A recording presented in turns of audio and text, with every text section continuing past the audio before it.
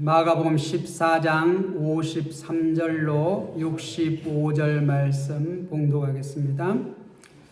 그들이 예수를 끌고 대제사장에게로 가니 대제사장들과 장로들과 서기관들이 다 모이더라. 베드로가 예수를 멀찍이 따라 대제사장의 집들 안까지 들어가서 아랫사람들과 함께 앉아 불을 쬐더라. 대제사장들과 온 공회가 예수를 죽이려고 그를 칠 증거를 찾되 얻지 못하니 이는 예수를 쳐서 거짓 증언하는 자가 많으나 그 증언이 서로 일치하지 못함이라.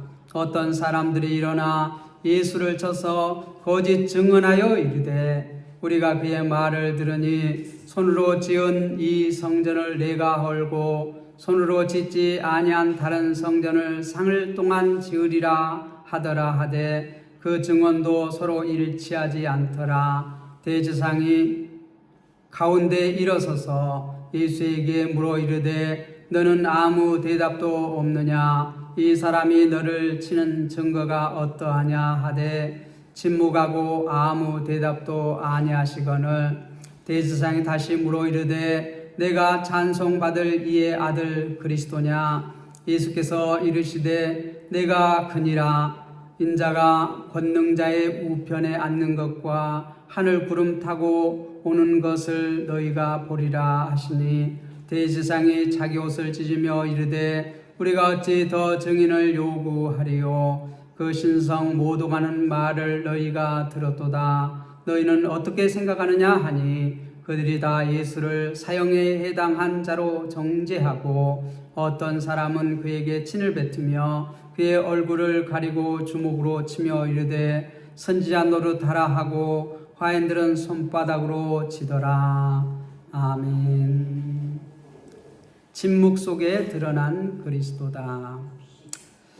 사람은 억울한 일을 당하면 자신을 설명하고 이렇게 변호합니다. 자신의 결벽을 증명하고 싶어 합니다. 증명할 길이 없으면 참으로 사람은 마음이 이렇게 탑니다. 누가 내 이 결벽을 알아줄까? 그런데 오늘 본문 속에 예수님은 이렇게 불법적이고 또 왜곡된 재판에서 아무 말씀도 안 하시고 침묵하십니다.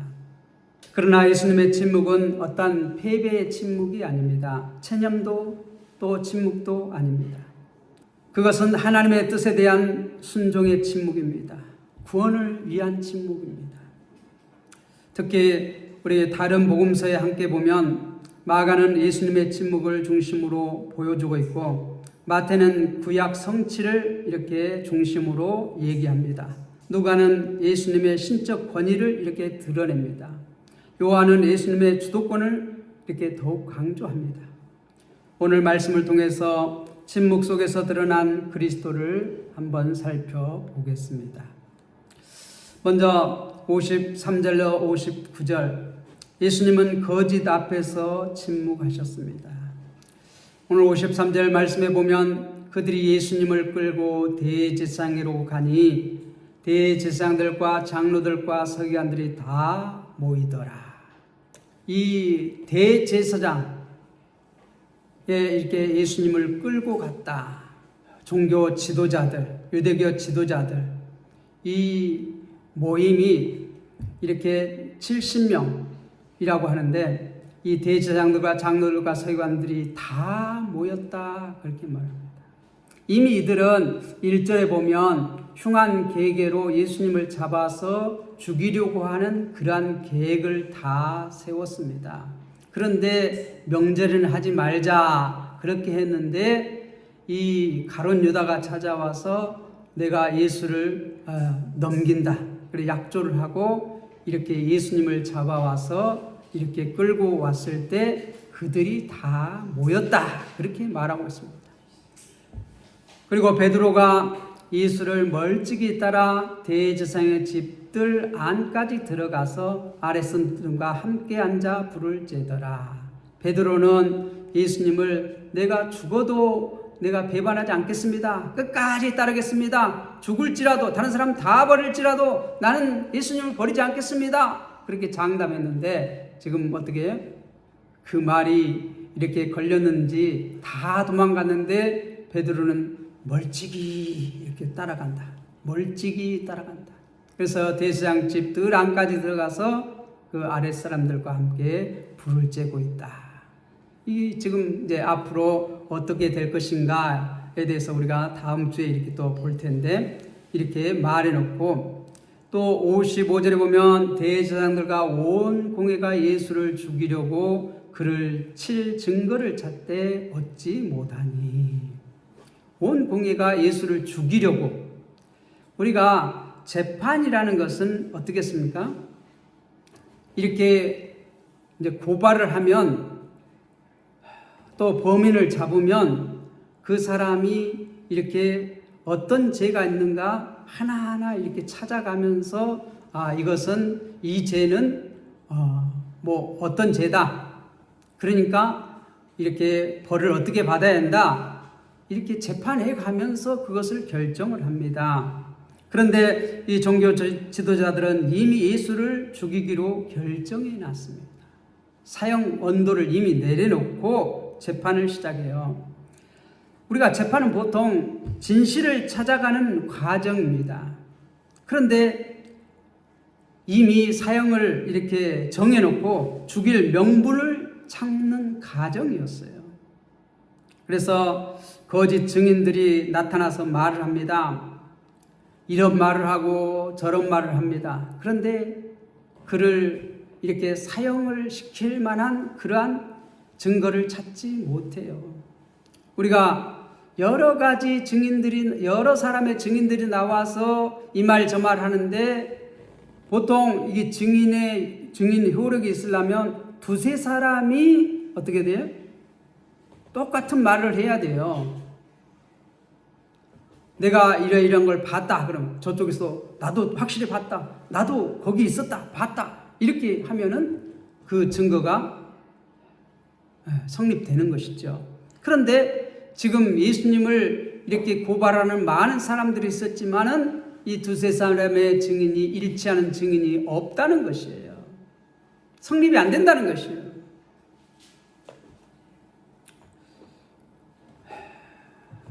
그리고 이는 예수를 쳐서 거짓 증언하는 자가 많으나 그 증언이 서로 일치하지 못함이니라. 지금 마가는 이렇게 예수를 쳐서 거짓 증거하는 자가 많으나 그 증언이 서로 일치하지 못함이니라. 그러므로 그들이 지금 증거하고 있는 그것, 증언하고 있는 그것, 이것은 증거로 채택되지 못한다는 것이에요.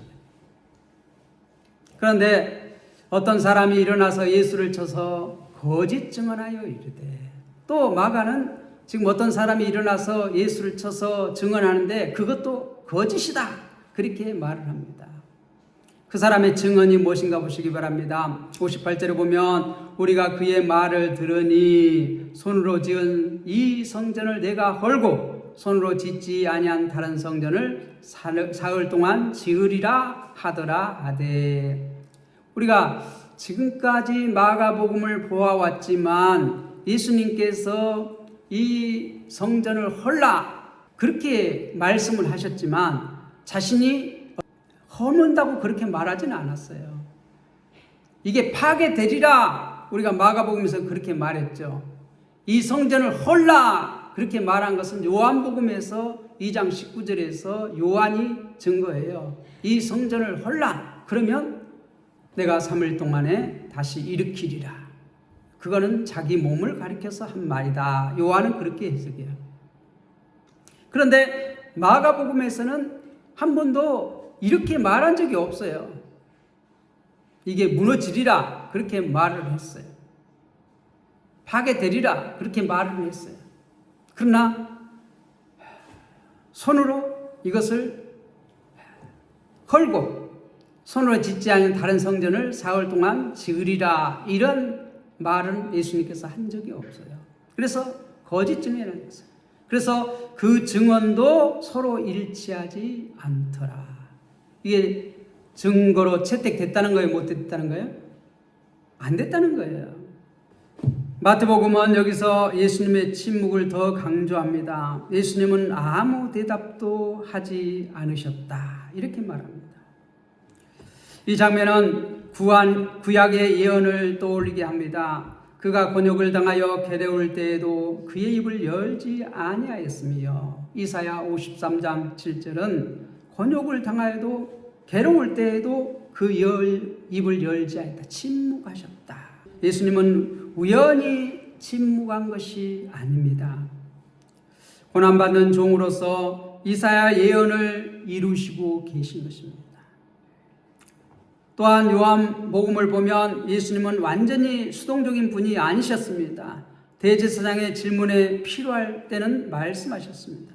내가 드러내놓고 세상에 말하노라. 내가 숨어서 얘기한 거 없다. 항상 공개된 장소에서 많은 사람 앞에서 내가 얘기를 했다. 그렇게 말합니다. 예수님은 거짓 앞에서는 침묵하셨지만 진리 자체를 숨기신 것은 아닙니다. 억울한 상황마다 내가 반드시 나를 증명하려고 하지 않는가? 우리는 한번 생각을 해봐야 돼요. 우리가 억울한 일을 당할 때 있습니다. 아무도 몰라줄 때도 있습니다. 그러나 하나님은 아신다고 말씀하십니다. 하나님은 전지하신 분입니다. 모르는 게 없어요. 모든 것을 다 알고 계신 분. 하나님께 맡기는 믿음의 침묵이 우리에게는 있는가? 우리 자신을 한번 살펴봐요. 하나님을 믿는 그러한 믿음의 침묵이 있다면 화병나지 않을 겁니다.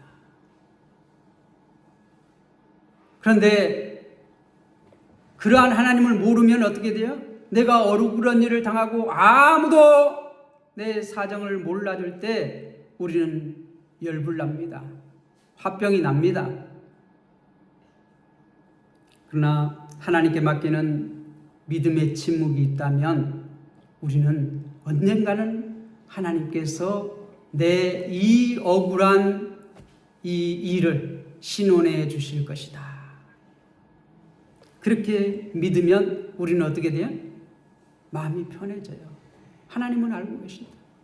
주님이 반드시 심판하실 것이다.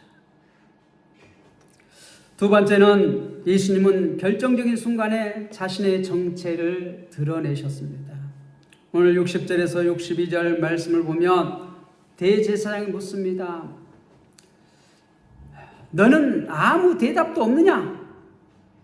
이 사람이 너를 치는 증거가 어떠하냐?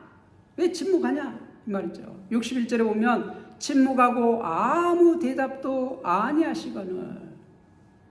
여러 사람이 예수님을 이렇게 이런 말 저런 말로 계속 고발을 하는데 예수님은 거기에 대해서 아무 말씀도 안 하셔요. 그러니까 대제사장이, 다른 사람들은 어떻습니까? 이렇게 고발을 당하고 잡혀가면 자기를 변명해요. 누가 고발하면 나는 그거에 대해서 이렇게 나는 했다. 그게 아니다. 이렇게 변명을 하죠. 자기 자신을 변호를 하지요. 자기 자신의 변호를 잘 못하면 요즘은 어떻게 해? 변호사를 사서 변호사한테 이렇게 다 자기의 사정을 말하고 변호사가 나를 대신해서 변호하도록 그렇게 합니다. 그런데 예수님은 다 알고 계시면서도 아무 말씀도 안 하십니다. 아무 말씀도 안 하십니다. 그러니까 대제사장이 말합니다. 침묵하고 아무 대답도 아니하시거늘 대제사장이 다시 물어 이르되 내가 찬송을 받을 이의 아들 그리스도냐? 네. 이제 여러 사람들이 이런저런 건으로 계속 고발을 해도 그것이 어떻게 해요? 두세 사람이 같이 이거 나도 이렇게 나와야 되는데 그렇게 나오는 사람이 없어. 그래서 증거로 채택되지 못해요. 그러니까 대제사장이 이제 자신이 직접 물어봅니다. 내가 찬송을 받을 이의 아들 그리스도냐? 찬송을 받을 이 누구를 말하는 거죠?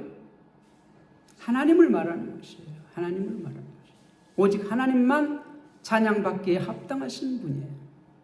그래서 여러분들 찬양을 많이 하시기 바랍니다. 네, 하나님을 찬양을 많이 하시기 바랍니다. 괴로울 때, 외로울 때, 힘들 때, 이렇게 병중에 있을 때 여러분들 찬양을 많이 하시기 바랍니다. 찬양을 할 때 힘이 있습니다. 왜냐하면 찬양 중에 하나님께서 함께 하시기 때문에 그렇습니다. 하나님께서는 우리의 찬양을 기쁘게 받으셔요. 찬양하는 진정으로 그 마음으로 찬양하는 사람과 함께 하셔요. 정말 이제 은혜 받지 못한 분들은 이 찬양하는 게 달라요. 힘이 없어요. 근데 은혜 받는 분들 보면은 찬양에 힘이 있어요. 왜냐하면 하나님의 함께 하심을 경험하기 때문에 그래요. 힘이 있습니다. 찬양하는데 힘이 있습니다. 여러분 혼자 찬양을 해도 주님이 함께 계심을 느낄 때는 어떻게 합니까? 힘이 납니다. 그런데 찬양을 하는데 주님이 함께 계시지 않는 그러한 마음이 들 때는 어떻게 해요? 힘이 없어요. 힘이 없어요. 그렇죠? 그런데 주님이 나와 함께 계심을 경험할 때 정말 힘이 생기고 눈물이 나고 기쁨이 나고 막 이렇게 하는 것을 볼 수 있습니다. 찬양을 할 때 병도 떠나가요. 찬양을 할 때 귀신도 떠나가요. 왜요? 주님이 함께 하시기 때문에. 여기서 찬송을 받으리라 하는 것은 하나님이라는 것이에요. 내가 하나님의 아들이냐? 그 말이에요. 그리고 아들이면서 뭐라고요? 그리스도. 그리스도라는 것은 뭐예요? 구원자라는 것이에요. 구원자라는 것이에요. 우리가 조직신학적으로 보면 그리스도라는 것은 이 왕의 직분, 또 선지자의 직분, 그 다음 제사장의 직분을 다 감당해야지만이 온전한 그리스도예요. 우리를 죄에서 구원하실 그러한 그리스도가 되시는 것입니다. 구약의 왕이나 제사장이나 선지자는 이 그리스도를, 진정한 그리스도를 보여주는 그림이에요. 그림. 그런데 하나님의 아들 그리스도냐? 그렇게 지금 대제사장이 질문하고 있는 것이에요. 그러니까 지금 이 대제사장은 지금 뭐 하려고 이렇게 물어보는 거예요? 사형시키려고, 죽이려고 물어보는 거예요. 이 예수가 그리스도시면, 하나님의 아들 예수가 그리스도시고 이것을 믿으려고 물어보는 게 아니에요. 그렇게 할 때 예수께서는 말씀합니다. 내가 그니라. 내가 그니라. 우리가 요한복음에서는 이 내가 그니라, 나는 나다 하는 것을 7번 이렇게 말씀을 하셨죠. 이 나는 나다. 그럼 그 말은 뭔 말이에요? 여호와다. 우리가 출애굽기 3장 15절에 모세가 당신의 이름이 무엇입니까? 물어볼 때 나는 나다. 나는 스스로 있는 자다. 그리고 그걸 설명하는 것이 뭐예요? 아브라함의 하나님, 이삭의 하나님, 야곱의 하나님이다. 그렇게 대답을 해요. 여기서 그 내가 그니라, 그 말은 나는 나다. 나는 스스로 있는 자다. 구약의 표현에 빌리면 그렇게 되는 것이에요.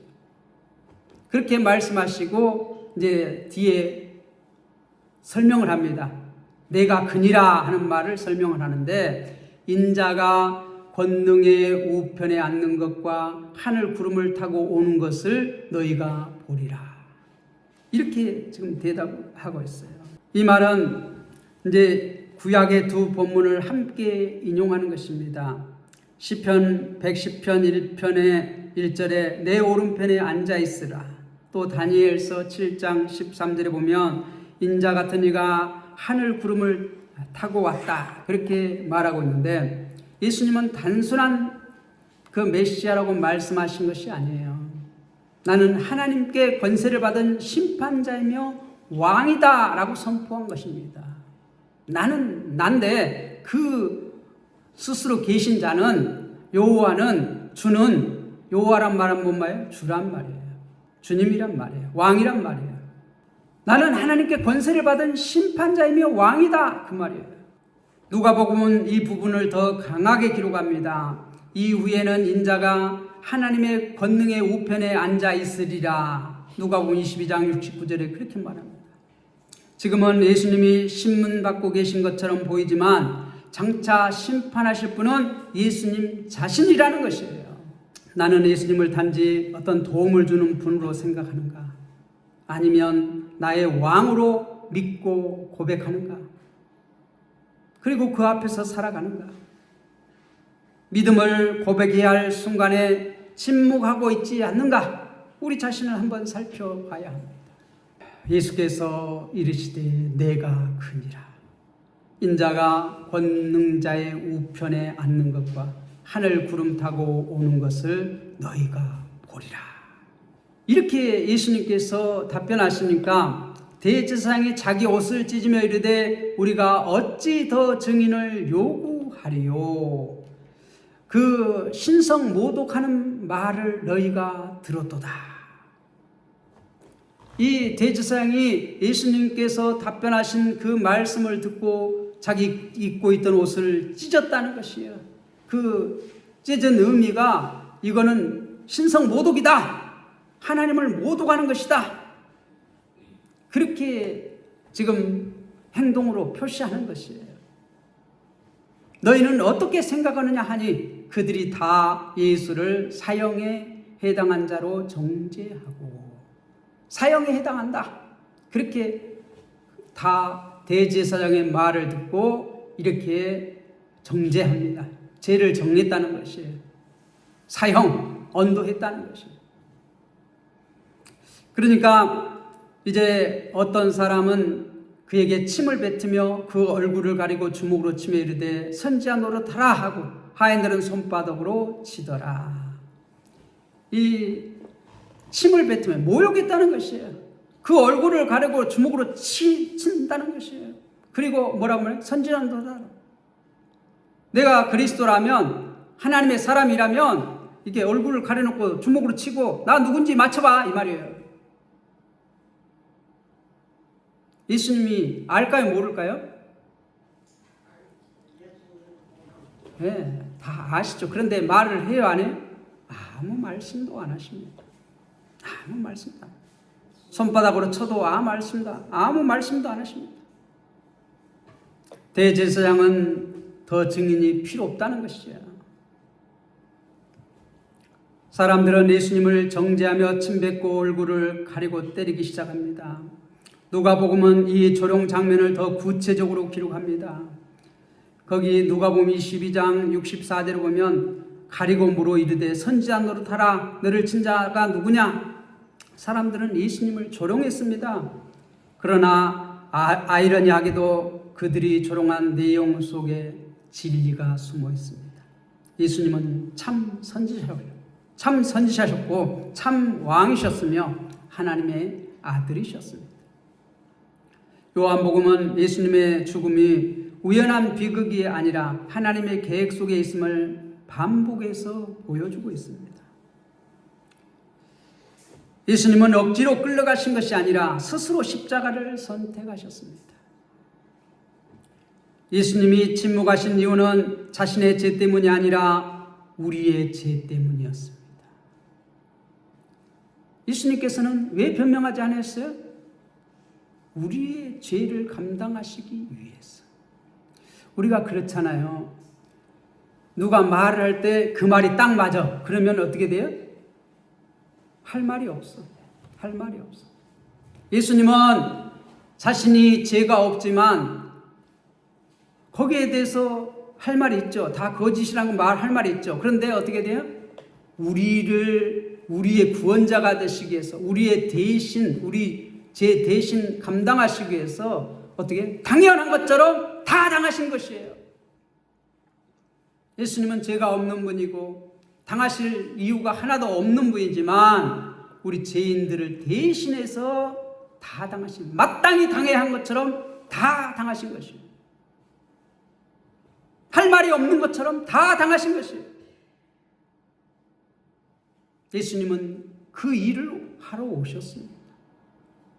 그 일을 다 감당해야지만이 예수님은 참 그리스도가 되시는 것입니다. 나는 십자가를 단순한 사건이 아니라 나를 위한 사랑으로 받아들이고 있는가? 예수님의 희생이 내 삶의 감사와 순종으로 이어지고 있는지. 오늘 본문은 이렇게 침묵하시는 예수님의 모습 속에서 참된 그리스도를 보여주십니다. 죄가 없으신 그분이 어떻게 돼요? 모든 자기 백성의 죄를 짊어지시고 마땅히 당해야 하는 것처럼 다 당하십니다. 다 당하십니다. 예수님은 거짓 앞에서 침묵하셨고 진리 앞에서는 자신을 드러내셨습니다. 우리를 위해 정죄받으셨습니다. 세상은 예수님을 죄인이라고 판결했습니다. 이 종교 지도자들은 예수님의 죄를 정죄했어요. 뭐라고요? 이건 신성모독이다. 신성모독죄는 사형이다. 이 말이에요. 그분은 참된 왕이셨습니다. 그렇게 정죄를 받는 것은 자기 자신을 위해서가 아니라 누구를 위해서? 죄인들인 우리들을 살리시기 위해서. 그러니까 참된 왕은 백성을 살리는 자가 참된 왕이에요. 때로 우리 삶에도 침묵해야 하는 순간이 있습니다. 그러나 그 침묵이 두려움의 침묵이 아니라 하나님을 신뢰하는 믿음의 침묵이 되기를 바랍니다. 그리고 필요한 순간에는 예수님처럼 진리를 담대하게 고백하는 그러한 삶이 되시기를 주님의 이름으로 축복합니다. 기도하겠습니다.